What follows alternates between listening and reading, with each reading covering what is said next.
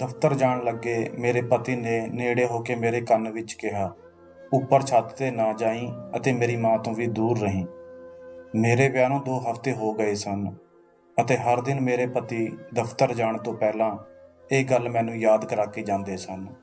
ਮੇਰੇ ਦਿਲ ਵਿੱਚ ਤਰ੍ਹਾਂ ਤਰ੍ਹਾਂ ਦੇ ਸਵਾਲ ਉੱਠਦੇ ਸਨ, ਪਰ ਇਹ ਸੋਚ ਕੇ ਚੁੱਪ ਹੋ ਜਾਂਦੀ ਸੀ ਕਿ ਹਾਲੇ ਨਵਾਂ ਵਿਆਹ ਹੋਇਆ ਹੈ।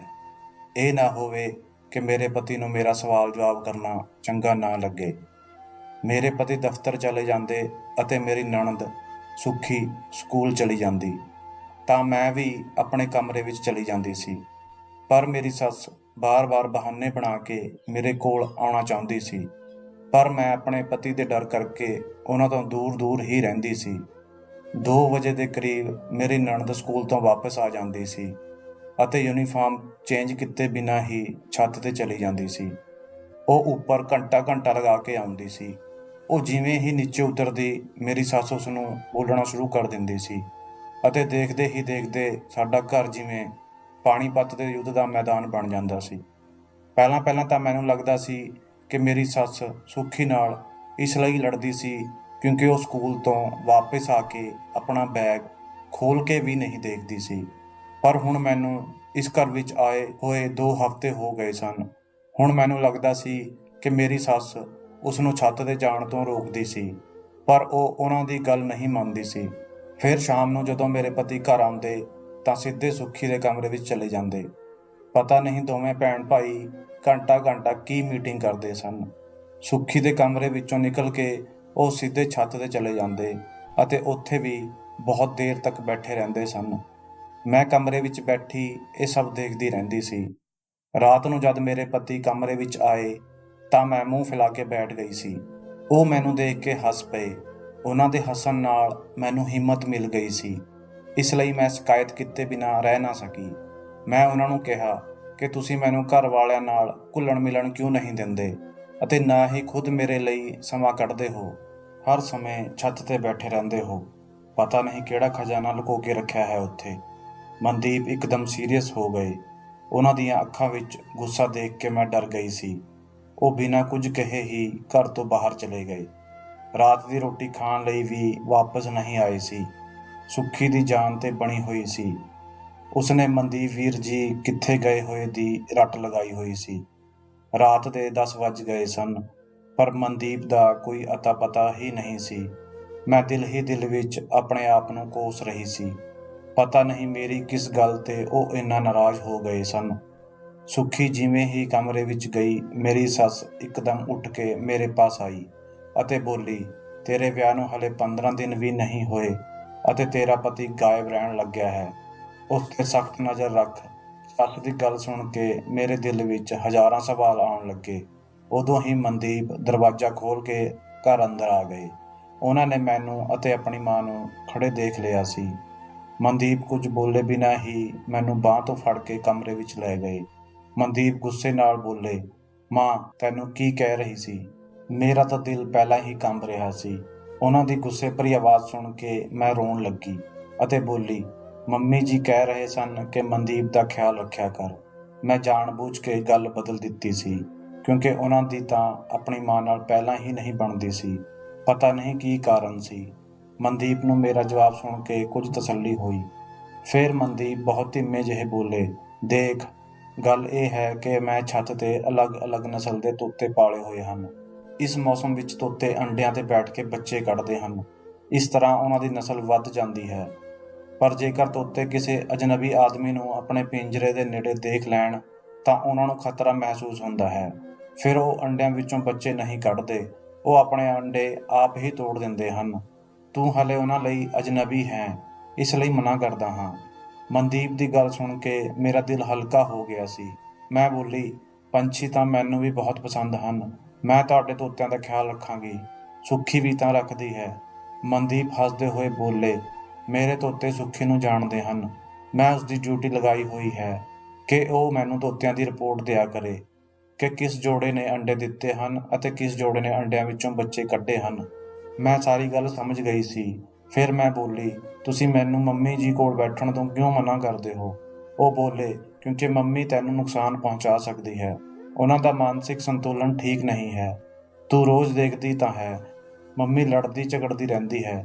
ਮਨਦੀਪ ਦਾ ਜਵਾਬ ਸੁਣ ਕੇ ਮੇਰੇ ਦਿਲ ਨੂੰ ਕੁਝ ਸਕੂਨ ਮਿਲਿਆ। ਮੈਂ ਆਪਣੇ ਆਪ ਨੂੰ ਬਹੁਤ ਹਲਕਾ ਮਹਿਸੂਸ ਕਰ ਰਹੀ ਸੀ। ਅਗਲੇ ਦਿਨ ਫੇਰ ਮਨਦੀਪ ਮੇਰੇ ਕੰਨ ਵਿੱਚ ਬੋਲੇ ਕਿ ਛੱਤ ਤੇ ਨਾ ਜਾਈਂ ਅਤੇ ਮੰਮੀ ਤੋਂ ਦੂਰ ਰਹੀਂ। ਪਰ ਮੈਂ ਦਿਲ ਹੀ ਦਿਲ ਵਿੱਚ ਸੋਚ ਲਿਆ ਸੀ ਕਿ ਮੈਂ ਮਨਦੀਪ ਤੋਂ ਚੋਰੀ ਛਿਪੇ ਮੰਮੀ ਜੀ ਦਾ ਖਿਆਲ ਰੱਖੂੰਗੀ। ਬਿਮਾਰੀ ਵਿੱਚ ਭਲਾ ਆਪਣੇ ਮਾਂ-ਬਾਪ ਨੂੰ ਕੋਈ ਛੱਡਦਾ ਹੈ। ਮਨਦੀਪ ਅਤੇ ਸੁੱਖੀ ਤਾਂ ਆਪਣੀ ਮਾਂ ਨਾਲ ਗੈਰਾਂ ਵਰਗਾ ਸਲੂਕ ਕਰਦੇ ਸੀ, ਪਰ ਮੈਂ ਤਾਂ ਅਜਿਹਾ ਨਹੀਂ ਕਰ ਸਕਦੀ ਸੀ ਨਾ। ਇਸ ਲਈ ਮੈਂ ਦੋਨਾਂ ਦੇ ਜਾਣ ਤੋਂ ਬਾਅਦ ਆਪਣੀ ਸੱਸ ਦੇ ਕੋਲ ਆ ਕੇ ਬੈਠ ਗਈ। ਮੈਂ ਕਿਹਾ, ਮੰਮੀ ਜੀ ਤੁਹਾਡੇ ਸਿਰ ਵਿੱਚ ਤੇਲ ਲਗਾ ਕੇ ਮਾਲਿਸ਼ ਕਰ ਦੇਵਾਂ? ਉਹਨਾਂ ਨੇ ਜਲਦੀ ਜਲਦੀ ਹਾਂ ਵਿੱਚ ਸਿਰ ਹਿਲਾਇਆ ਕਿ ਕਿਤੇ ਮੈਂ ਬਾਅਦ ਵਿੱਚ ਮੁੱਕਰ ਨਾ ਜਾਵਾਂ। ਮੈਂ ਉਹਨਾਂ ਦੇ ਸਿਰ ਵਿੱਚ ਤੇਲ ਲਗਾਉਂਦੇ ਹੋਏ ਇੱਧਰ ਉੱਧਰ ਦੀਆਂ ਗੱਲਾਂ ਕਰ ਰਹੀ ਸੀ, ਜਦੋਂ ਕਿ ਮੇਰੀ ਸੱਸ ਬਾਰ-ਬਾਰ ਜਿੱਦ ਕਰਕੇ ਮੈਨੂੰ ਕਹਿ ਰਹੀ ਸੀ ਕਿ ਮੈਂ ਛੱਤ ਤੇ ਜਾ ਕੇ ਸਫਾਈ ਕਰਾਂ। ਮੈਂ ਬੋਲੀ, ਮੰਮੀ ਜੀ ਮਨਦੀਪ ਨੇ ਮੈਨੂੰ ਛੱਤ ਤੇ ਜਾਣ ਤੋਂ ਮਨਾ ਕੀਤਾ ਹੈ। ਉਹ ਕਹਿਣ ਲੱਗੀ, ਘਰ ਵਿੱਚ ਆਪਾਂ ਦੋਵੇਂ ਹੀ ਹਾਂ, ਨਾ ਤੂੰ ਮਨਦੀਪ ਨੂੰ ਦੱਸੇਂਗੀ ਅਤੇ ਨਾ ਹੀ ਮੈਂ। ਫਿਰ ਡਰ ਕਿਸ ਗੱਲ ਦਾ? ਮੈਂ ਸੋਚਿਆ ਕਿ ਜੇਕਰ ਮੈਂ ਆਪਣੀ ਸੱਸ ਨੂੰ ਮਨਾ ਕਰ ਦਿੱਤਾ ਤਾਂ ਕਿਤੇ ਉਹ ਨਾਰਾਜ਼ ਨਾ ਹੋ ਜਾਣ ਕਿ ਪਹਿਲੀ ਵਾਰ ਕੋਈ ਕੰਮ ਬਹੂ ਨੂੰ ਕਿਹਾ ਅਤੇ ਉਹ ਵੀ ਬਹੂ ਨੇ ਮੂੰਹ ਤੇ ਹੀ ਮਨਾ ਕਰ ਦਿੱਤਾ। ਵੈਸੇ ਵੀ ਮੈਨੂੰ ਤਾਂ ਉੱਤੇ ਦੇਖਣ ਦਾ ਬਹੁਤ ਸ਼ੌਂਕ ਸੀ, ਪਰ ਮੇਰੀ ਬਦਕਿਸਮਤੀ ਇਹ ਸੀ, ਮੈਂ ਜਿਵੇਂ ਹੀ ਝਾੜੂ ਲੈ ਕੇ ਪੌੜੀਆਂ ਚੜ੍ਹਨ ਲੱਗੀ, ਸੁੱਖੀ ਅਚਾਨਕ ਹੀ ਗੇਟ ਖੋਲ੍ਹ ਕੇ ਘਰ ਅੰਦਰ ਦਾਖਲ ਹੋ ਚੁੱਕੀ ਸੀ। ਉਹ ਭੱਜਦੇ ਹੋਏ ਮੇਰੇ ਪਿੱਛੇ ਆਈ ਅਤੇ ਉਸਨੇ ਮੈਨੂੰ ਬਾਂਹ ਤੋਂ ਫੜ ਕੇ ਨੀਚੇ ਵੱਲ ਖਿੱਚ ਲਿਆ। ਉਹ ਬੋਲੀ, ਵੀਰ ਜੀ ਨੇ ਤੁਹਾਨੂੰ ਛੱਤ ਤੇ ਜਾਣ ਤੋਂ ਮਨਾ ਕੀਤਾ ਸੀ ਨਾ, ਪਰ ਤੁਸੀਂ ਉਹਨਾਂ ਦੀ ਗੱਲ ਨਹੀਂ ਮੰਨੀ। ਮੈਂ ਹੁਣੇ ਫੋਨ ਕਰਕੇ ਵੀਰ ਜੀ ਨੂੰ ਦੱਸਦੀ ਹਾਂ। ਮੈਂ ਡਰਦੇ ਮਾਰੇ ਕੰਬਣ ਲੱਗੀ। ਫਿਰ ਮੈਂ ਸੁੱਖੀ ਦੇ ਅੱਗੇ ਹੱਥ ਜੋੜ ਕੇ ਉਸ ਨੂੰ ਕਿਹਾ ਕਿ ਉਹ ਮਨਦੀਪ ਨੂੰ ਕੁਝ ਨਾ ਦੱਸੇ, ਪਰ ਉਸਨੇ ਮੇਰੀ ਇੱਕ ਨਾ ਸੁਣੀ ਅਤੇ ਫੋਨ ਮਿਲਾ ਕੇ ਮਨਦੀਪ ਨੂੰ ਕਹਿਣ ਲੱਗੀ, ਮੈਂ ਭਾਬੀ ਨੂੰ ਛੱਤ ਤੇ ਜਾਂਦੇ ਹੋਏ ਰੰਗੀ ਹੱਥੀਂ ਫੜ ਲਿਆ ਹੈ। ਉਹ ਤਾਂ ਚੰਗਾ ਹੋਇਆ ਕਿ ਅੱਜ ਹਾਫ ਡੇ ਸੀ ਅਤੇ ਅੱਜ ਸਕੂਲ ਵਿੱਚ ਅੱਧੀ ਛੁੱਟੀ ਹੋ ਗਈ, ਨਹੀਂ ਤਾਂ ਸੋਚੋ ਕੀ ਹੋ ਜਾਂਦਾ। ਮੈਂ ਆਪਣੀ ਅਕਲ ਤੇ ਪਛਤਾਉਣ ਲੱਗੀ ਕਿ ਮੈਂ ਇਹ ਗੱਲ ਨਜ਼ਰਅੰਦਾਜ਼ ਕਿਉਂ ਕਰ ਦਿੱਤੀ ਕਿ ਅੱਜ ਤਾਂ ਅੱਧੀ ਛੁੱਟੀ ਸੀ। ਸੁੱਖੀ ਨੇ ਮੈਨੂੰ ਫੋਨ ਫੜਾ ਦਿੱਤਾ ਅਤੇ ਬੋਲੀ, ਵੀਰ ਜੀ ਤੁਹਾਡੇ ਨਾਲ ਗੱਲ ਕਰਨਾ ਚਾਹੁੰਦੇ ਹਨ। ਮੈਂ ਫੋਨ ਕੰਨ ਨਾਲ ਲਗਾ ਕੇ ਹੈਲੋ ਕਿਹਾ ਤਾਂ ਮਨਦੀਪ ਦੀ ਗੁੱਸੇ ਭਰੀ ਆਵਾਜ਼ ਸੁਣਾਈ ਦਿੱਤੀ। ਉਹ ਬੋਲੇ, ਅੱਜ ਮੈਂ ਇਸ ਨੂੰ ਤੇਰੀ ਪਹਿਲੀ ਅਤੇ ਆਖਰੀ ਗਲਤੀ ਸਮਝ ਕੇ ਮਾਫ਼ ਕਰ ਰਿਹਾ ਹਾਂ, ਪਰ ਜੇਕਰ ਇੱਕ ਵਾਰ ਵੀ ਤੂੰ ਇਹ ਹਰਕਤ ਦੁਬਾਰਾ ਕਰਨ ਦੀ ਕੋਸ਼ਿਸ਼ ਕੀਤੀ ਤਾਂ ਮੈਂ ਕੁਝ ਵੀ ਸੋਚੇ ਸਮਝੇ ਬਿਨਾਂ ਹੀ ਤੈਨੂੰ ਘਰ ਤੋਂ ਬਾਹਰ ਕੱਢ ਦੇਵਾਂਗਾ। ਮੈਨੂੰ ਮਨਦੀਪ ਤੋਂ ਇਸ ਤਰ੍ਹਾਂ ਦੀ ਉਮੀਦ ਨਹੀਂ ਸੀ। ਮੈਂ ਆਪਣੇ ਕਮਰੇ ਵਿੱਚ ਜਾ ਕੇ ਰੋਣ ਲੱਗੀ ਸੀ। ਸ਼ਾਮ ਹੋਈ ਤਾਂ ਮਨਦੀਪ ਦਫ਼ਤਰ ਤੋਂ ਘਰ ਆ ਗਏ ਸਨ। ਰੋਜ਼ ਦੀ ਤਰ੍ਹਾਂ ਹੀ ਉਹ ਸੁੱਖੀ ਦੇ ਕਮਰੇ ਵਿੱਚ ਚਲੇ ਗਏ ਅਤੇ ਫਿਰ ਛੱਤ ਤੇ ਚਲੇ ਗਏ। ਕਮਰੇ ਵਿੱਚ ਬੈਠੀ ਮੈਂ ਡਰਦੇ ਮਾਰੇ ਕੰਬ ਰਹੀ ਸੀ ਕਿ ਪਤਾ ਨਹੀਂ ਹੁਣ ਮੈਨੂੰ ਕੀ ਕਹਿਣਗੇ। ਪਰ ਜਦ ਉਹ ਕਮਰੇ ਵਿੱਚ ਆਏ ਤਾਂ ਬਹੁਤ ਹੀ ਪਿਆਰ ਨਾਲ ਬੋਲੇ ਕਿ ਕੀ ਗੱਲ ਹੈ, ਅੱਜ ਹਨੇਰਾ ਕਿਉਂ ਕਰਕੇ ਬੈਠੀ ਹੈ? ਮਨਦੀਪ ਦੀ ਗੱਲ ਸੁਣ ਕੇ ਕੁਝ ਮੈਨੂੰ ਚੈਨ ਮਿਲਿਆ। ਮੈਂ ਜਲਦੀ ਨਾਲ ਉੱਠੀ ਅਤੇ ਮਨਦੀਪ ਨੂੰ ਕਿਹਾ, ਮੈਂ ਛੱਤ ਤੇ ਜਾਣਾ ਨਹੀਂ ਚਾਹੁੰਦੀ ਸੀ, ਮੰਮੀ ਜੀ ਨੇ ਮੈਨੂੰ ਜ਼ਬਰਦਸਤੀ ਭੇਜਿਆ ਸੀ। ਮਨਦੀਪ ਨੇ ਕੁਝ ਸੋਚਦੇ ਹੋਏ ਸਿਰ ਹਿਲਾਇਆ ਅਤੇ ਬੋਲੇ, ਇਸ ਲਈ ਮੈਂ ਤੈਨੂੰ ਮਾਂ ਦੇ ਕੋਲ ਬੈਠਣ ਤੋਂ ਮਨਾ ਕਰਦਾ ਹਾਂ, ਕਿਉਂਕਿ ਉਹ ਸਾਡਾ ਘਰ ਵਸਣ ਨਹੀਂ ਦੇਣਾ ਚਾਹੁੰਦੀ। ਇਹ ਸੁਣ ਕੇ ਮੈਂ ਹੈਰਾਨ ਰਹਿ ਗਈ ਕਿ ਆਖਿਰ ਇਹ ਕਿਹੋ ਜਿਹੀ ਮਾਂ ਸੀ ਜੋ ਆਪਣੇ ਮੁੰਡੇ ਦਾ ਘਰ ਉਜਾੜਨਾ ਚਾਹੁੰਦੀ ਸੀ। ਰਾਤ ਨੂੰ ਮੈਂ ਸੁੱਤੀ ਪਈ ਸੀ ਕਿ ਅਚਾਨਕ ਹੀ ਮੇਰੀ ਅੱਖ ਖੁੱਲ੍ਹ ਗਈ, ਪਰ ਮੈਨੂੰ ਦੁਬਾਰਾ ਨੀਂਦ ਨਹੀਂ ਆ ਰਹੀ ਸੀ। ਮੈਨੂੰ ਪਿਆਸ ਲੱਗੀ ਅਤੇ ਮੈਂ ਪਾਣੀ ਪੀਣ ਲਈ ਬਾਹਰ ਉੱਠ ਕੇ ਆਈ, ਪਰ ਮੈਨੂੰ ਹੈਰਾਨੀ ਉਦੋਂ ਹੋਈ ਜਦ ਮੈਂ ਸੁੱਖੀ ਅਤੇ ਆਪਣੀ ਸੱਸ ਨੂੰ ਸਿਰ ਜੋੜੇ ਬੈਠੀ ਦੇਖਿਆ। ਪਤਾ ਨਹੀਂ ਉਹ ਦੋਨੋਂ ਆਪਸ ਵਿੱਚ ਕੀ ਖੁਸਰ-ਫੁਸਰ ਕਰ ਰਹੀਆਂ ਸਨ। ਮੈਂ ਦੱਬੇ ਪੈਰੀਂ ਆਪਣੇ ਕਮਰੇ ਵਿੱਚ ਵਾਪਸ ਆ ਗਈ। ਇੱਕ ਗੱਲ ਤਾਂ ਤੈਅ ਸੀ ਕਿ ਮੇਰੀ ਸੱਸ ਅਤੇ ਸੁੱਖੀ ਅੰਦਰ ਤੋਂ ਇੱਕ ਦੂਜੇ ਨਾਲ ਮਿਲੀਆਂ ਹੋਈਆਂ ਸਨ। ਉਹ ਮਨਦੀਪ ਦੀਆਂ ਅੱਖਾਂ ਵਿੱਚ ਧੂੜ ਪਾਉਣ ਲਈ ਆਪਸ ਵਿੱਚ ਲੜਦੀਆਂ ਸਨ ਅਤੇ ਰਾਤ ਨੂੰ ਪਤਾ ਨਹੀਂ ਕੀ ਪਲਾਨ ਬਣਾਉਂਦੀਆਂ ਸਨ। ਹੁਣ ਮੈਨੂੰ ਸਮਝ ਆ ਗਿਆ ਸੀ ਕਿ ਅੱਜ ਜੋ ਕੁਝ ਵੀ ਹੋਇਆ ਸੀ ਇਹ ਇੱਕ ਸੋਚੀ ਸਮਝੀ ਚਾਲ ਸੀ। ਮੰਮੀ ਜੀ ਨੇ ਮੈਨੂੰ ਉਸੇ ਸਮੇਂ ਛੱਤ ਤੇ ਭੇਜਿਆ ਜਦੋਂ ਸੁੱਖੀ ਦੀ ਛੁੱਟੀ ਦਾ ਸਮਾਂ ਹੋ ਗਿਆ ਸੀ, ਪਰ ਫਿਰ ਦਿਲ ਵਿੱਚ ਇਹ ਖਿਆਲ ਉੱਠਦਾ ਕਿ ਮਨਦੀਪ ਅਜਿਹਾ ਕਿਉਂ ਕਰ ਰਿਹਾ ਹੈ। ਤੋਤੇ ਤਾਂ ਅਕਸਰ ਘਰਾਂ ਵਿੱਚ ਹੁੰਦੇ ਹੀ ਹਨ, ਪਰ ਇੰਨੀ ਇਹਤਿਆਤ ਪਹਿਲਾਂ ਕਦੇ ਨਹੀਂ ਦੇਖੀ। ਮੈਂ ਸੋਚ ਲਿਆ ਸੀ ਕਿ ਮੈਂ ਇਹਨਾਂ ਤਿੰਨਾਂ ਨੂੰ ਬੇਨਕਾਬ ਕਰਕੇ ਹੀ ਰਹਾਂਗੀ। ਅਗਲੇ ਦਿਨ ਮਨਦੀਪ ਅਤੇ ਸੁੱਖੀ ਦੇ ਜਾਣ ਤੋਂ ਬਾਅਦ ਮੈਂ ਵੀ ਆਪਣੇ ਕਮਰੇ ਵਿੱਚ ਚਲੀ ਗਈ ਸੀ। ਮੇਰੀ ਸੱਸ ਮੈਨੂੰ ਬਾਰ-ਬਾਰ ਆਵਾਜ਼ਾਂ ਦੇ ਰਹੀ ਸੀ। ਦਿਲ ਤਾਂ ਕਹਿ ਰਿਹਾ ਸੀ ਕਿ ਉਹਨਾਂ ਕੋਲ ਜਾਵਾਂ, ਪਰ ਦਿਮਾਗ ਬਾਰ-ਬਾਰ ਮਨਾ ਕਰ ਰਿਹਾ ਸੀ। ਮੈਂ ਦਿਲ ਤੇ ਦਿਮਾਗ ਦੀ ਲੜਾਈ ਵਿੱਚ ਫਸੀ ਰਹੀ, ਪਰ ਕਮਰੇ ਤੋਂ ਬਾਹਰ ਨਾ ਨਿਕਲੀ। ਦੁਪਹਿਰ 2 ਵਜੇ ਕਰੀਬ ਸੁੱਖੀ ਘਰ ਆਈ। ਉਹ ਸਿੱਧਾ ਮੇਰੇ ਕਮਰੇ ਵਿੱਚ ਹੀ ਆਈ। ਉਹ ਬੋਲੀ, ਭਾਬੀ, ਮੈਂ ਮਹਿਸੂਸ ਕੀਤਾ ਹੈ ਕਿ ਕੱਲ੍ਹ ਦੇ ਝਗੜੇ ਤੋਂ ਬਾਅਦ ਤੁਸੀਂ ਮੇਰੇ ਨਾਲ ਨਾਰਾਜ਼ ਹੋ। ਮੈਂ ਗੁੱਸੇ ਵਿੱਚ ਕਿਹਾ, ਕਿਉਂ, ਨਾਰਾਜ਼ ਨਹੀਂ ਹੋਣਾ ਚਾਹੀਦਾ? ਸੁੱਖੀ ਮੇਰੇ ਕੋਲ ਆ ਕੇ ਬੈੱਡ 'ਤੇ ਬੈਠ ਗਈ ਅਤੇ ਬੋਲੀ, ਜੇਕਰ ਮੈਂ ਤੁਹਾਡੀ ਥਾਂ ਹੁੰਦੀ ਤਾਂ ਮੈਂ ਵੀ ਨਾਰਾਜ਼ ਹੋ ਜਾਂਦੀ, ਪਰ ਤੁਸੀਂ ਆਪਣੇ ਆਪ ਨੂੰ ਮੇਰੀ ਥਾਂ ਰੱਖ ਕੇ ਦੇਖੋ ਤਾਂ ਤੁਹਾਡੀ ਨਾਰਾਜ਼ਗੀ ਖਤਮ ਹੋ ਜਾਵੇਗੀ। ਮੈਂ ਬਿਨਾਂ ਬਾਪ ਦੀ ਬੱਚੀ ਹਾਂ, ਮਾਂ ਦੀ ਵੀ ਦਿਮਾਗੀ ਹਾਲਤ ਠੀਕ ਨਹੀਂ ਹੈ। ਹੁਣ ਮਨਦੀਪ ਵੀਰ ਜੀ ਹੀ ਹਨ ਜੋ ਮੇਰੇ ਲਈ ਮੇਰੇ ਮਾਂ ਅਤੇ ਬਾਪ ਦੋਵੇਂ ਹਨ। ਉਹਨਾਂ ਨੇ ਮੈਨੂੰ ਇੱਕ ਕੰਮ ਦਿੱਤਾ ਹੈ, ਉਹ ਹੈ ਉਹਨਾਂ ਦੇ ਤੋਤਿਆਂ ਦੀ ਦੇਖਭਾਲ ਕਰਨੀ। ਕੀ ਮੈਂ ਉਹਨਾਂ ਲਈ ਇਹ ਵੀ ਨਹੀਂ ਕਰ ਸਕਦੀ? ਫਿਰ ਮੈਨੂੰ ਇਹ ਵੀ ਡਰ ਸੀ ਕਿ ਜੇਕਰ ਮਨਦੀਪ ਵੀਰ ਜੀ ਨਾਰਾਜ਼ ਹੋ ਗਏ ਤਾਂ ਮੈਂ ਕੀ ਕਰਾਂਗੀ।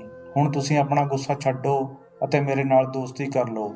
ਦੇਖੋ ਮੈਂ ਤੁਹਾਡੇ ਲਈ ਕੀ ਲੈ ਕੇ ਆਈ ਹਾਂ, ਸ਼ੱਕਰਕੰਦੀ ਦੀ ਖੱਟੀ ਮਿੱਠੀ ਚਾਟ। ਇੰਨਾ ਕਹਿ ਕੇ ਸੁੱਖੀ ਰਸੋਈ ਵਿੱਚ ਚਲੀ ਗਈ। ਜਦੋਂ ਉਹ ਵਾਪਸ ਆਈ ਤਾਂ ਉਸਨੇ ਆਪਣੇ ਹੱਥਾਂ ਵਿੱਚ 2 ਪਲੇਟਾਂ ਫੜੀਆਂ ਹੋਈਆਂ ਸਨ ਜਿਨ੍ਹਾਂ ਵਿੱਚ ਚਾਟ ਸੀ। ਮੇਰੇ ਮੂੰਹ ਵਿੱਚ ਪਾਣੀ ਆ ਗਿਆ। ਫਿਰ ਮੈਨੂੰ ਸੁੱਖੀ ਦੀਆਂ ਗੱਲਾਂ ਵੀ ਕੁਝ ਠੀਕ ਹੀ ਲੱਗ ਰਹੀਆਂ ਸਨ, ਇਸ ਲਈ ਮੈਂ ਹੱਸ ਕੇ ਉਹ ਪਲੇਟ ਫੜ ਲਈ ਅਤੇ ਚਾਟ ਖਾਂਦੇ ਹੋਏ ਗੱਲਾਂ ਕਰਨ ਲੱਗੀ। ਉਹ ਮੈਨੂੰ ਆਪਣੇ ਸਕੂਲ ਦੀਆਂ ਗੱਲਾਂ ਦੱਸ ਰਹੀ ਸੀ। ਚਾਟ ਖਾ ਕੇ ਉਹ ਬੋਲੀ, ਭਾਬੀ, ਹੁਣ ਮੈਂ ਜਰਾ ਤੋਤਿਆਂ ਨੂੰ ਦੇਖ ਆਵਾਂ, ਫਿਰ ਆਪਣੇ ਕਮਰੇ ਵਿੱਚ ਜਾ ਕੇ ਸੋ ਜਾਵਾਂਗੀ। ਉਸ ਦੀਆਂ ਗੱਲਾਂ ਸੁਣ ਕੇ ਮੈਨੂੰ ਵੀ ਨੀਂਦ ਆਉਣ ਲੱਗੀ ਸੀ। ਮੈਂ ਵੀ ਲੇਟ ਗਈ। ਫਿਰ ਕੁਝ ਪਤਾ ਹੀ ਨਹੀਂ ਲੱਗਿਆ ਕਿ ਮੈਨੂੰ ਕਦੋਂ ਨੀਂਦ ਆ ਗਈ। ਸ਼ਾਮ ਨੂੰ ਮੇਰੀ ਅੱਖ ਖੁੱਲ੍ਹੀ ਤਾਂ ਅੱਖਾਂ ਦੇ ਅੱਗੇ ਹਨੇਰਾ ਹੀ ਹਨੇਰਾ ਸੀ। ਦਿਲ ਕਰ ਰਿਹਾ ਸੀ ਕਿ ਮੈਂ ਦੁਬਾਰਾ ਸੋ ਜਾਵਾਂ, ਪਰ ਹਿੰਮਤ ਕਰਕੇ ਮੈਂ ਉੱਠ ਬੈਠੀ। ਮੈਂ ਜਿਵੇਂ ਹੀ ਬਾਹਰ ਨਿਕਲੀ ਤਾਂ ਇਹ ਦੇਖ ਕੇ ਹੈਰਾਨ ਰਹਿ ਗਈ ਸੀ ਕਿ ਮਨਦੀਪ ਅਤੇ ਸੁੱਖੀ ਛੱਤ ਤੋਂ ਨੀਚੇ ਉਤਰ ਰਹੇ ਸਨ ਅਤੇ ਉਹਨਾਂ ਨਾਲ ਇੱਕ ਲੇਡੀ ਡਾਕਟਰ ਵੀ ਸੀ। ਮੇਰੀ ਸੱਸ ਉਸ ਡਾਕਟਰ ਨੂੰ ਦੇਖ ਕੇ ਰੌਲਾ ਪਾਉਣ ਲੱਗੀ, ਮੈਨੂੰ ਦੱਸ ਦੇ, ਸਭ ਠੀਕ ਹੈ ਨਾ? ਉਹ ਡਾਕਟਰ ਹਾਂ ਵਿੱਚ ਸਿਰ ਹਿਲਾ ਕੇ ਬਾਹਰ ਨਿਕਲ ਗਈ। ਮੈਂ ਫਟਾਫਟ ਬੈੱਡ 'ਤੇ ਆ ਕੇ ਲੇਟ ਗਈ ਅਤੇ ਸੌਣ ਦਾ ਨਾਟਕ ਕਰਨ ਲੱਗੀ।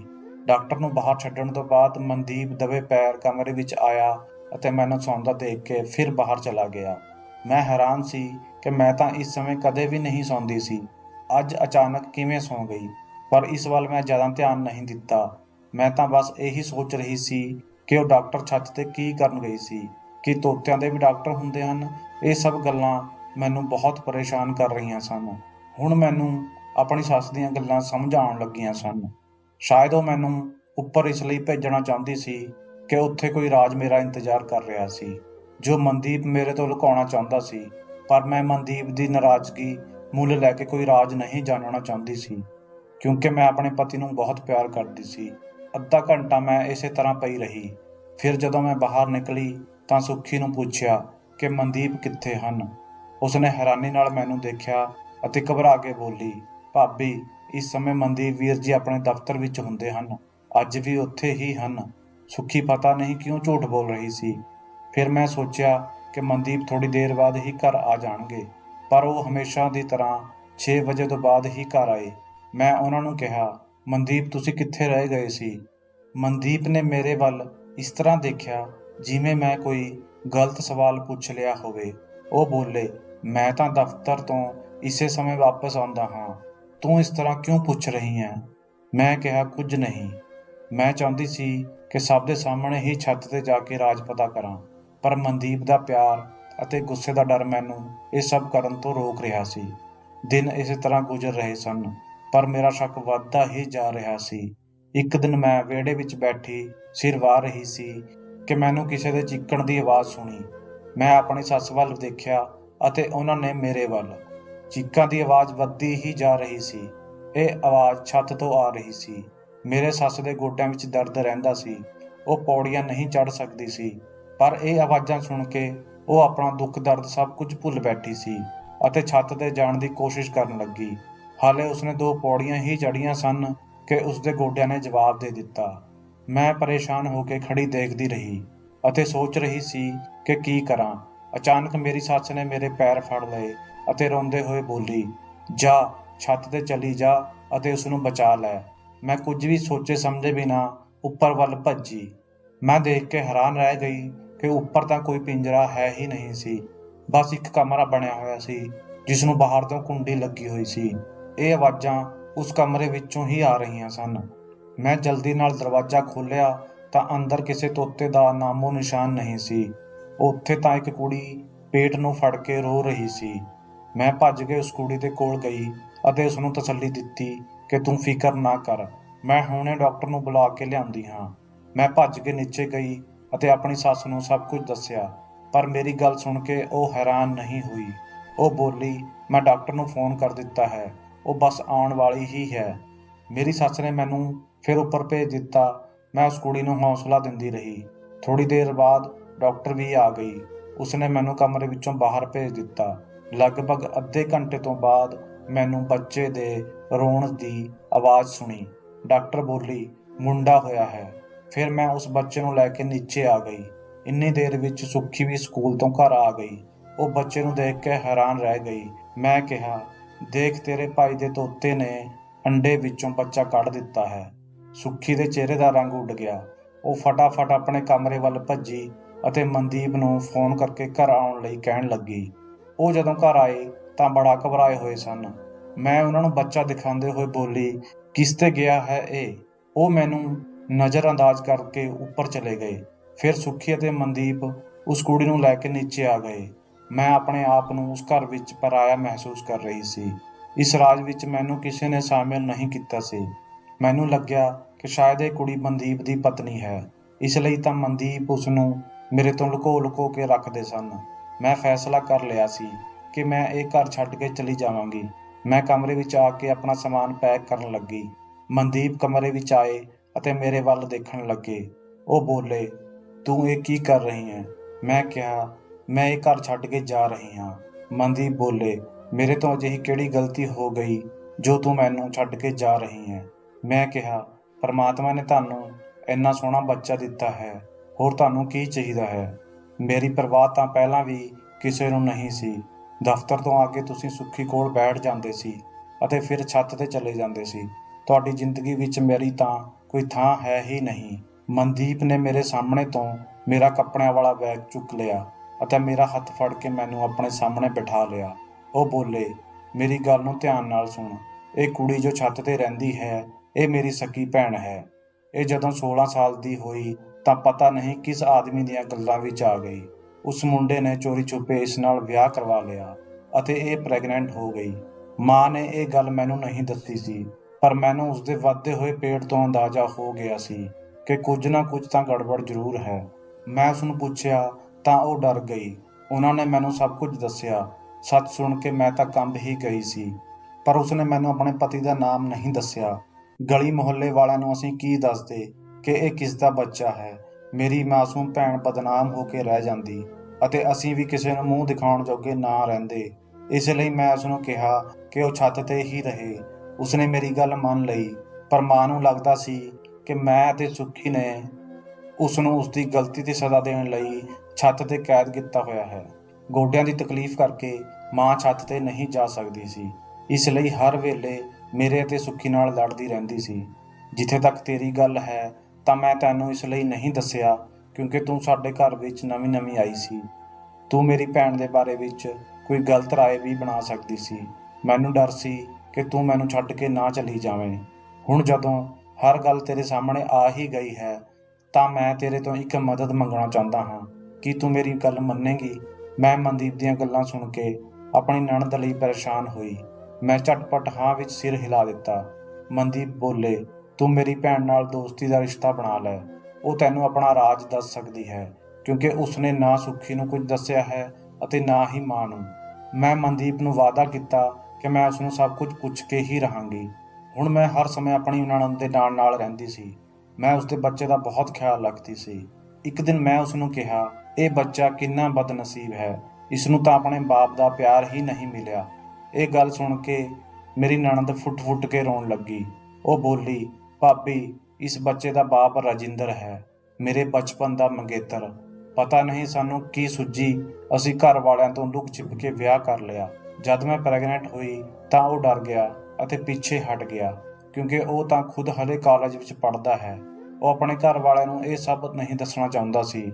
ਨਣਦ ਦੇ ਮੂੰਹ ਤੋਂ ਉਸਦੇ ਪਤੀ ਦਾ ਨਾਮ ਸੁਣ ਕੇ ਮੇਰੇ ਸਿਰ ਤੋਂ ਜਿਵੇਂ ਭਾਰ ਹੀ ਉਤਰ ਗਿਆ ਸੀ। ਮਾਮਲਾ ਤਾਂ ਬਹੁਤ ਹੀ ਸਿੱਧਾ ਸੀ। ਅਸੀਂ ਬਿਨਾਂ ਵਜ੍ਹਾ ਹੀ ਘਬਰਾ ਰਹੇ ਸੀ ਕਿਉਂਕਿ ਜੋ ਇਸ ਬੱਚੇ ਦਾ ਬਾਪ ਸੀ ਉਸ ਦੇ ਨਾਲ ਤਾਂ ਇਸ ਦਾ ਬਚਪਨ ਤੋਂ ਹੀ ਰਿਸ਼ਤਾ ਤੈਅ ਹੋ ਚੁੱਕਾ ਸੀ। ਮੈਂ ਮਨਦੀਪ ਨਾਲ ਗੱਲ ਕੀਤੀ ਤਾਂ ਉਹਨਾਂ ਨੇ ਵੀ ਸੁੱਖ ਦਾ ਸਾਹ ਲਿਆ। ਹੁਣ ਤਾਂ ਸਾਰਾ ਮਾਮਲਾ ਹੀ ਸੁਲਝ ਗਿਆ ਸੀ। ਅਗਲੇ ਦਿਨ ਮਨਦੀਪ ਰਾਜਿੰਦਰ ਦੇ ਘਰ ਗਏ ਅਤੇ ਉਸਦੇ ਮੰਮੀ ਪਾਪਾ ਨੂੰ ਸਾਰੀ ਗੱਲ ਦੱਸੀ। ਪਰਮਾਤਮਾ ਦਾ ਸ਼ੁਕਰ ਹੈ ਰਾਜਿੰਦਰ ਦੇ ਮੰਮੀ ਪਾਪਾ ਨੇ ਆਪਣੇ ਮੁੰਡੇ ਦੀ ਗਲਤੀ ਮੰਨ ਲਈ ਅਤੇ ਸ਼ਰਮਿੰਦਗੀ ਭਰੇ ਲਹਿਜੇ ਵਿੱਚ ਕਿਹਾ ਕਿ ਤੁਸੀਂ ਚਿੰਤਾ ਨਾ ਕਰੋ, ਕੁਝ ਸਾਲਾਂ ਬਾਅਦ ਹੀ ਤਾਂ ਅਸੀਂ ਤੁਹਾਡੀ ਭੈਣ ਨੂੰ ਬਹੂ ਬਣਾ ਕੇ ਲੈ ਹੀ ਜਾਣਾ ਹੈ, ਤਾਂ ਅੱਜ ਕਿਉਂ ਨਹੀਂ। ਇਸ ਤਰ੍ਹਾਂ ਮੇਰੀ ਨਣਦ ਇੱਕ ਬੱਚੇ ਦੇ ਨਾਲ ਆਪਣੇ ਘਰ ਤੋਂ ਵਿਦਾ ਹੋ ਕੇ ਆਪਣੇ ਸਹੁਰੇ ਘਰ ਚਲੀ ਗਈ ਸੀ ਅਤੇ ਸਾਡੇ ਘਰ ਵਿੱਚ ਇੱਕ ਵਾਰ ਫਿਰ ਤੋਂ ਖੁਸ਼ੀਆਂ ਵਾਪਸ ਆ ਗਈਆਂ। ਤਾਂ ਦੋਸਤੋ, ਇਹ ਸੀ ਸਾਡੀ ਅੱਜ ਦੀ ਕਹਾਣੀ। ਤੁਹਾਡੇ ਕੀ ਵਿਚਾਰ ਹਨ ਇਸ ਦੇ ਬਾਰੇ ਕਮੈਂਟ ਕਰਕੇ ਸਾਨੂੰ ਜ਼ਰੂਰ ਦੱਸਿਓ। ਵੀਡੀਓ ਨੂੰ ਲਾਈਕ ਅਤੇ ਚੈਨਲ ਨੂੰ ਸਬਸਕ੍ਰਾਈਬ ਵੀ ਕਰ ਲਿਓ ਤੇ ਨਾਲ ਹੀ ਘੰਟੀ ਨੂੰ ਦਬਾ ਕੇ ਆਲ ਤੇ ਸੈੱਟ ਕਰ ਲਿਓ ਤਾਂ ਜੋ ਆਉਣ ਵਾਲੀ ਵੀਡੀਓ ਤੁਹਾਨੂੰ ਤੁਰੰਤ ਮਿਲ ਜਾਵੇ। ਮੈਨੂੰ ਦਿਓ ਅਗਲੀ ਵੀਡੀਓ ਤੱਕ ਇਜਾਜ਼ਤ। ਤਦ ਤੱਕ ਲਈ ਧੰਨਵਾਦ।